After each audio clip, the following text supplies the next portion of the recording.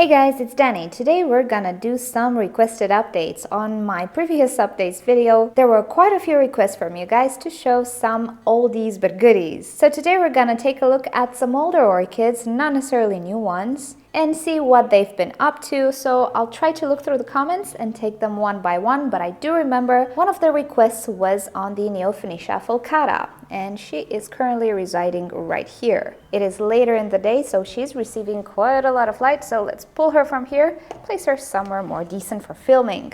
And here she is. This is my Neofinetia falcata. I've had this one for about 2 years already. And I actually looked at the footage from when I received it, and oh my goodness, it was so tiny. I purchased this orchid as a young orchid actually, not mature and not blooming size. And looking at it now, it kinda tripled in size. Mind you, this is a miniature orchid. She will never be super huge, but she can get quite bushy. So as you can see, the fans have grown quite a lot. I do have more fans that I started with, and ever since then the orchid has done pretty well. She produced quite a lot of nice roots. She's currently growing in the new setup. Not entirely sure if there are any new roots in the pot. She just started to grow, but the older roots are still okay on this one. Being that it's just such a young plant, I never actually observed it more than just checking to make sure she's okay. But this year, judging that her size is considerable and she certainly reached bloom stage, I started to look more closely. And a few days ago, I discovered something, and let's see if I can film them. And it's a little hard to point because she's tiny, but look here. Now that does not look like a new growth. It looks like a flower spike. But this is not the only one. Next to this root right here in the back, there is another something very red right there that absolutely does not look like a new growth. So this orchid is producing what I am suspecting to be 2 flower spikes. And it's about time. So I'm actually really happy about this orchid. I think she did quite well and she grew quite a lot from the moment that I purchased it. Regarding care, I will talk more when I will present the flowers, if she matures the flowers. But there are different ways of caring for Neofinetias, and many people suggest that you do many things. Recently, this orchid has been reclassified as a Vanda, so Vanda falcata. As long as Neofinetia falcata is synonym with the Vanda falcata, I'll refer to it as Neofinetia. So because this is a Vandaceous orchid, many people suggest that you do keep it in bright light, and I have to say I have been keeping it in bright light, but she is receiving the brightest light in the afternoon and until evening. She doesn't receive quite Vanda light, but she's not in Phalaenopsis light either. Now you will hear people who do have experience with Neofinetias saying that you should keep them shaded and they will grow better. Now I'm not saying this is wrong.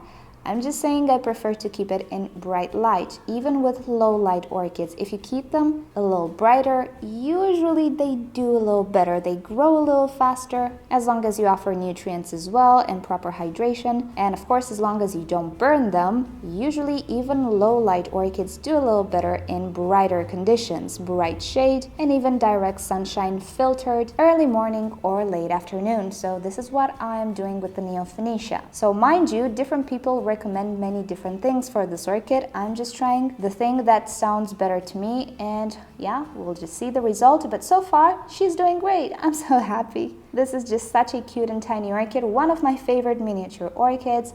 So I'm looking forward to the flowers. Alrighty, next up you wanted to see how the Phalaenopsis bellina is doing, and yet again she's doing quite well. This orchid is in my collection for about 2 years, and as you can see, the pitting did not go away.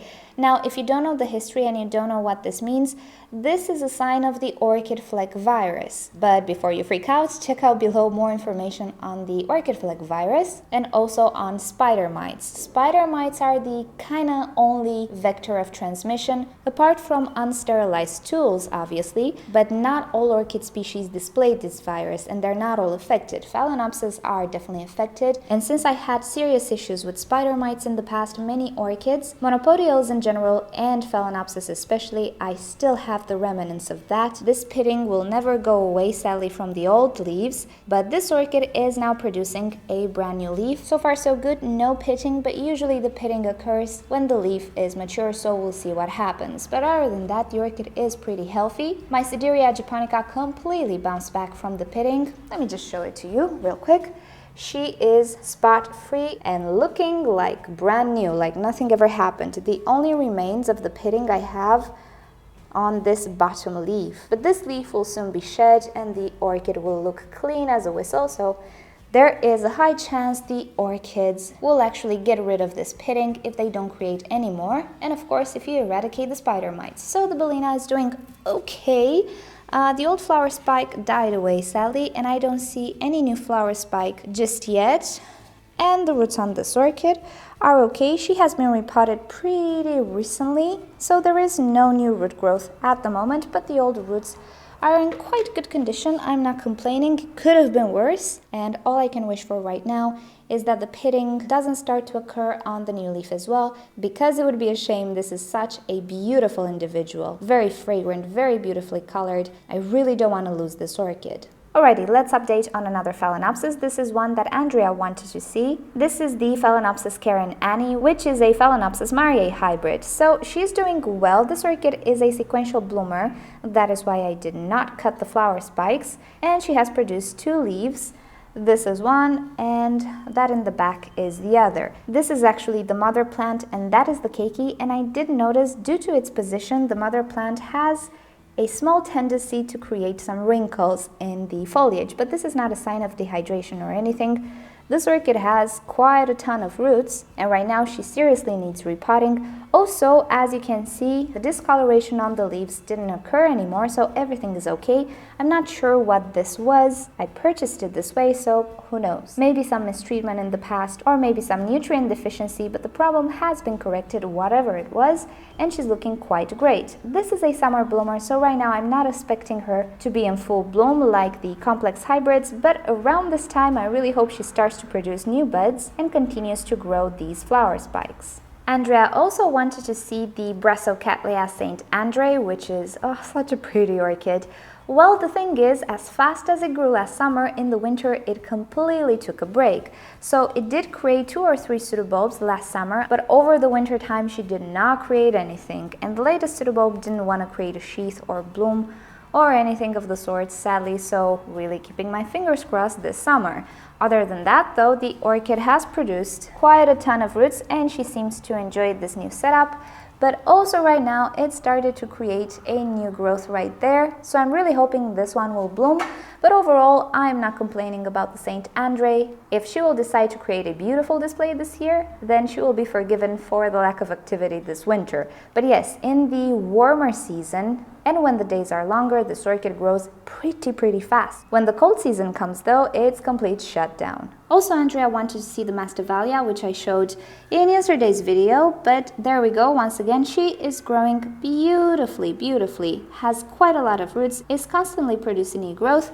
No flower spikes just yet, but hey, she was almost dead. Now, if you don't know the story with this one, I'll link you down below to the video when I received it. She spent 1 month in transport in full summer, and that's quite dramatic for a Masdevallia, but she did a full recovery. Currently, she looks spectacular. She looks like she's not having any issues growing, but we will see what she will do this summer.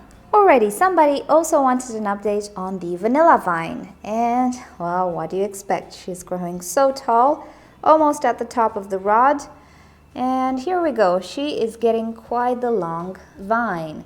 Also, the second cutting is starting to take off on this side as well, as you can see. I was actually not sure if that cutting will make it, so I already got adjusted to the thought that I will only have 1 vanilla vine, but I have 2. And 2 is better than 1. So she is doing quite nice. I like how she is growing, but yet again, during winter time, I didn't notice such a rapid growth. Certainly not as fast as summertime. Last year, she grew quite fast. So right now, I think she started to pick up growth once again, which I don't know if it's good or bad, because, but she's doing fine, so that's what's important. I'm not expecting any blooms or anything for the next few years, because this vine needs to be a lot longer than this to be able to bloom, but I think she is definitely on the right track and really liking the foliage on this orchid. And that's about it for this update. Thank you guys for suggesting these orchids. If you'd like to see other orchids that I didn't show in a long time, just leave me a comment down below, and in the next requested updates, I'll try to feature all the orchids you guys request. So if you've enjoyed this video, please give it a thumbs up. If you hated it, give it a thumbs down. Subscribe to my channel for daily orchids and plants videos, except Sundays, at least for now. And don't forget to turn on notifications so you never miss a video. And with that said, I'll see you all next time. Bye! So, do you remember the golden aureole oncidium? We had him in bloom a few months ago from this pseudobulb. Well, what do you know? There is another spike coming from the other side of the pseudobulb. I was telling you back then that this is a very floriferous oncidium. Let's scratch that. It is an incredibly floriferous oncidium, so if you ever see it, I would say go for it.